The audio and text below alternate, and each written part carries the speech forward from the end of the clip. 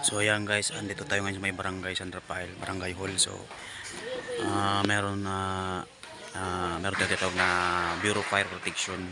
So bumbero kung tawagin. So tanong ko natin kung anong meron dito sa barangay San Rafael. So tara guys, let's go.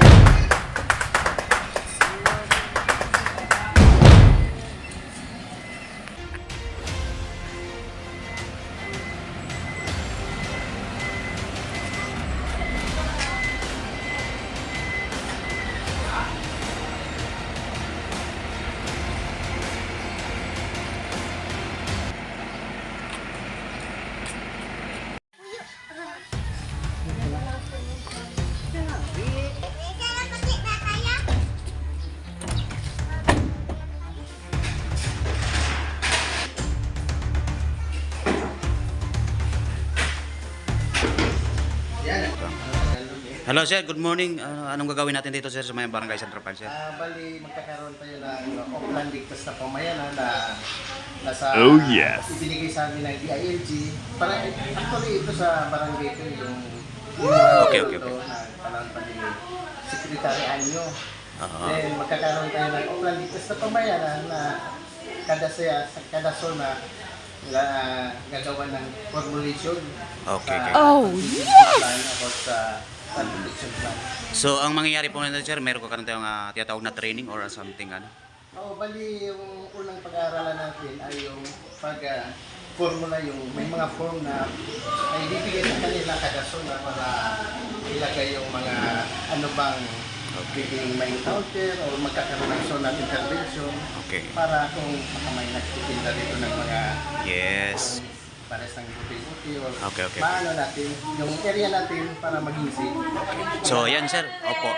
Sir, thank you so much sir. Ayan, okay, maraming salamat. Bye-bye. Go. Anong gloves?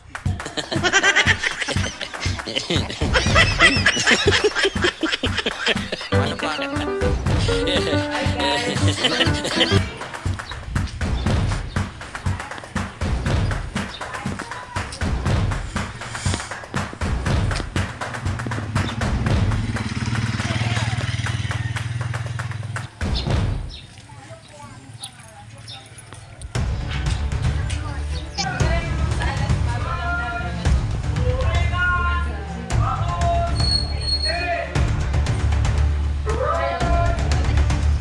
Hello, good morning. Ayan, good morning sa lahat. So, magtatanong ako anong nangyayari, bakit meron ditong sa barangay natin na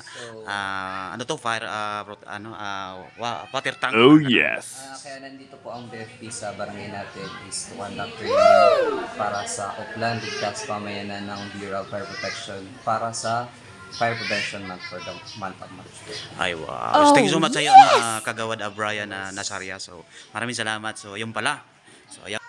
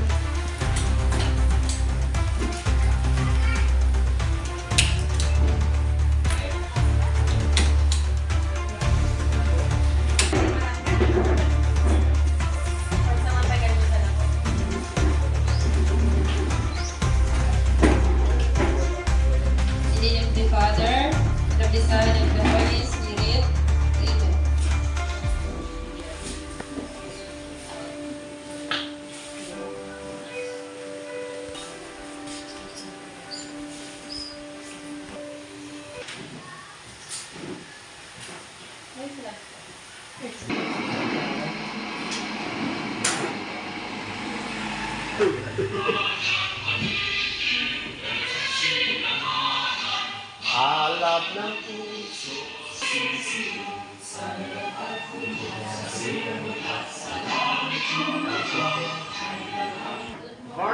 Good morning po. Tapos po ba present lahat ng Kagawad and BHW? And Rafael. Ani. Morning po sa Agos.